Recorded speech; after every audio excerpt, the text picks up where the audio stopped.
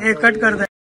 असे नवनवीन व्हिडिओ पाहण्यासाठी कोकणशाहीचं युट्यूब चॅनल सबस्क्राइब करा व बेल बटन प्रेस करा। तसेच फेसबुक पेज लाईक करा आणि इंस्टाग्राम पेज व ट्विटर पेजला फॉलो करायला विसरू नका।